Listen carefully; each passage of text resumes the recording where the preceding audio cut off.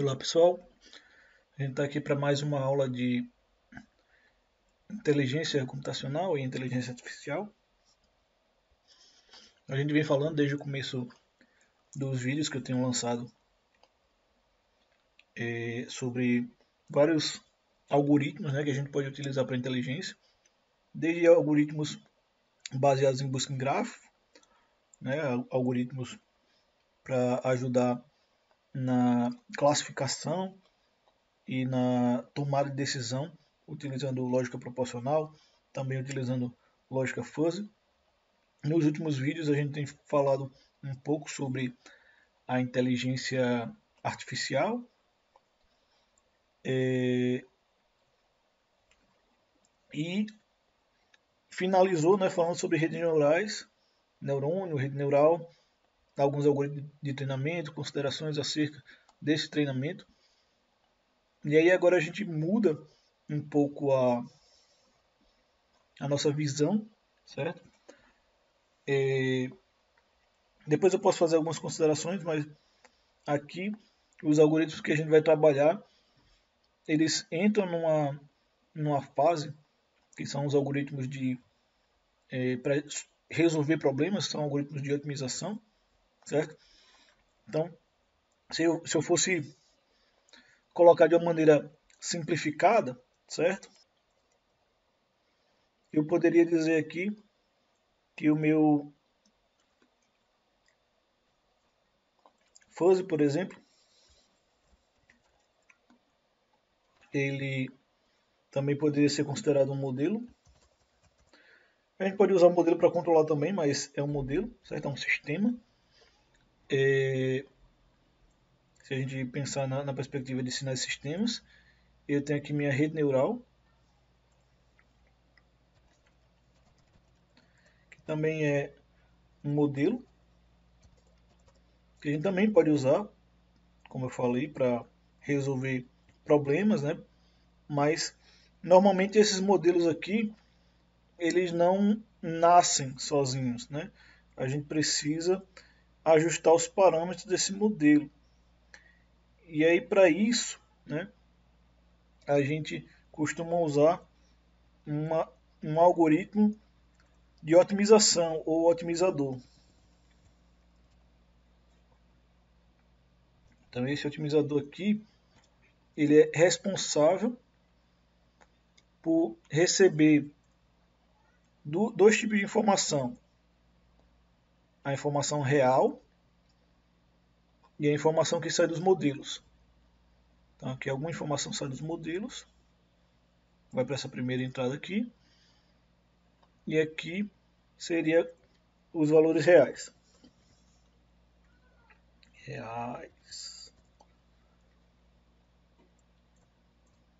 Aqui do modelo. Então ele, utilizando uma comparação, uma métrica de erro normalmente, entre os valores reais, ele vai lá e ajusta os modelos de maneira que a saída do modelo, né, e a saída real e o sistema real, né, sejam iguais. Então, aqui eu também tenho, pode também ter, né, as entradas no modelo aqui, e essa mesma entrada também vai para o otimizador. Então, com o conhecimento, né, de algumas informações, a gente vai entrar aqui nessa classe. Eu vou falar nesse sentido, né? Eu vou focar na metaheurística, seja com algoritmo evolutivo, com algoritmo de bando, na perspectiva de que eles vão ser otimizadores, certo? Aí eu vou falar o geral sobre as metaheurísticas, e aí na sequência a gente vai falar sobre eles no papel de otimizador, de solucionador, certo? Então, o que a gente vai falar agora entra numa classe, né, de computação que é inspirada pela natureza. A gente já viu lá que as redes neurais artificiais são inspiradas, têm uma inspiração biológica, né? assim como esses algoritmos evolutivos que a gente vai falar agora, e os algoritmos de inteligência de enxame que a gente vai falar na sequência, certo? Então só vai ficar faltando, ainda não tem uma aula preparada para isso, mas a gente pode entrar também nos sistemas imunológicos. Então o algoritmo evolutivo ele é baseado na teoria da evolução, certo? Talvez pareça de alguma maneira que isso é, sei lá, polêmico, né? Mas depois a gente entra nesse ponto aqui, certo? As redes neurais a gente já viu que é inspirado no neurônio, né? Que a gente estuda o cérebro e entende como é que as informações são processadas pelos neurônios e tenta traduzir isso em forma de algoritmo. Inteligência de enxame seria tem várias pessoas tentando responder, por exemplo, a comunidade científica tentando responder algumas questões. Então, o conhecimento é compartilhado entre os cientistas e sempre tende a surgir, né, uma melhor posição, uma melhor teoria, um melhor desenvolvimento científico para aquela área, que todos entendem que naquele momento é o padrão ouro, digamos assim. Né?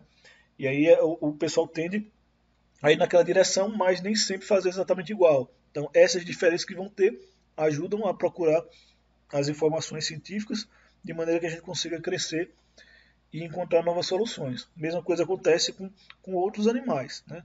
Não só com os seres humanos, como sei lá, os patos, ou as abelhas, ou lobos. Né? Então, se você pegar vários animais ao mesmo tempo, cardumes de peixe, né? Você vai ver que eles também compartilham conhecimento e conjuntamente, né, tendem a encontrar comida, sobreviver e outros aspectos que são importantes aqui. A gente consegue pegar essas informações, pegar esse comportamento e utilizar para resolver problemas, como eu falei, a gente vai trabalhar aqui em problemas de otimização, onde a gente vai tentar resolver um problema, certo? Então, falando especificamente dos algoritmos evolutivos, né? Então, Darwin, ele em 1859, ele disse que quanto melhor um indivíduo se adaptar ao seu meio, né, o meio ambiente, maior será a sua chance de sobreviver e gerar descendentes. Então é a sobrevivência do mais apto. Né? Então se a gente olhar, né, o que são os algoritmos evolutivos baseados nessa teoria de adaptação. Né? Eles vão ser as técnicas de computação bioinspiradas, certo? Que a gente também já falou lá em cima, né? Que lá atrás, enfim, que é chamada de computação natural, né? E abrange uma série de técnicas computacionais que têm fundamentos em conceitos biológicos, especificamente nesse caso na teoria da evolução. Né? Então, a maioria das ideias desses algoritmos tem a origem, né, na teoria da evolução de Darwin e na genética. A gente vai ver lá na frente, especificamente um dos algoritmos baseados nessa teoria, que é o algoritmo genético, que ele vai trabalhar com populações de indivíduos, com cruzamento, seleção e alguns outros itens que a gente consegue encontrar nessa que envolve essa teoria. Né? Então, basicamente, é proposta que uma população de indivíduos capaz, né, eles se reproduzam e aí vão ter variações genéticas e isso vai resultar em novas populações de indivíduos e teoricamente, né, isso vai tender a gerar indivíduos mais adaptados àquele meio ambiente. Então, os menos aptos vão deixando de existir e os mais aptos vão permanecendo naquele novo ambiente. Né?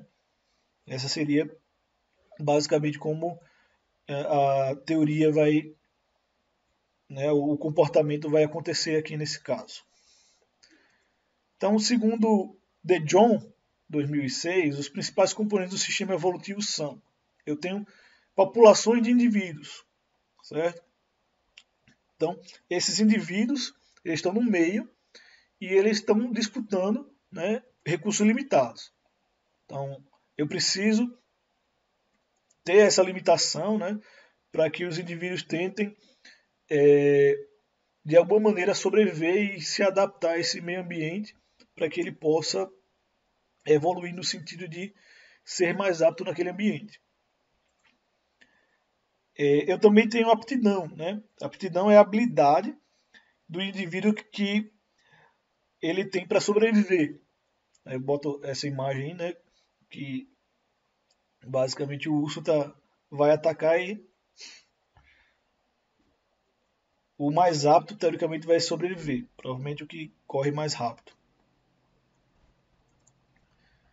Então ele também vai ter a noção de mudança dinâmica na população, certo? Devido ao nascimento e à morte.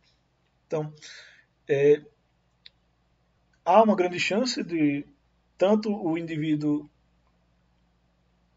bom quanto o indivíduo não apto, né, o mais apto e o menos apto, eles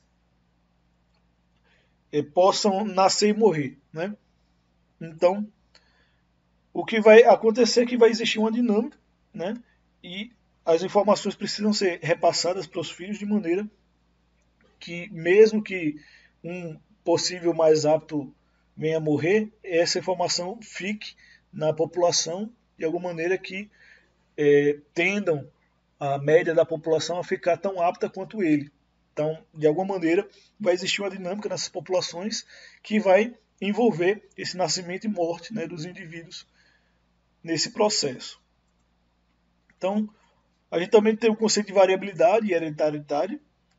Isso significa que novos indivíduos vão possuir várias características, talvez todas ou parte, ou enfim, dos indivíduos que o geraram, né?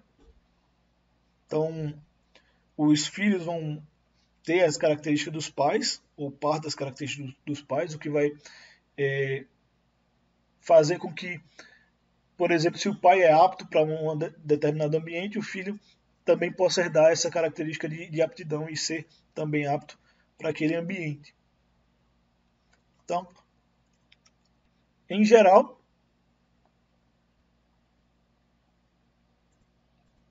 a gente basicamente colocou os conceitos de população, de habilidade, né, de sobreviver e reproduzir, noção das mudanças dinâmicas, conceito de variabilidade e hereditariedade, que estão envolvidos aí nos nossos algoritmos evolutivos.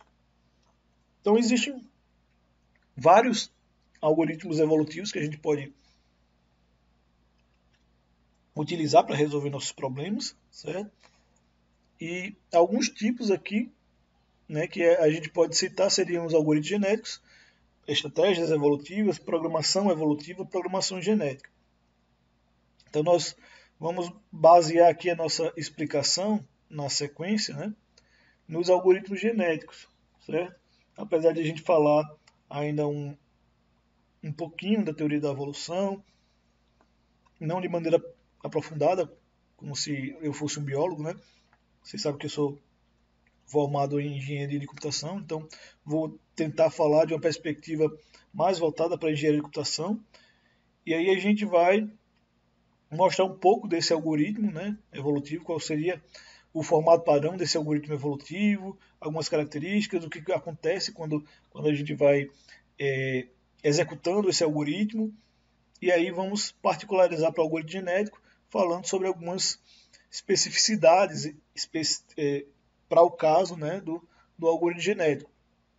E aí a gente finaliza essa parte de algoritmo genético e eu pretendo ir na sequência falar sobre algoritmo de enxame, certo? Ainda nessa sequência que eu vou mostrar hoje, certo?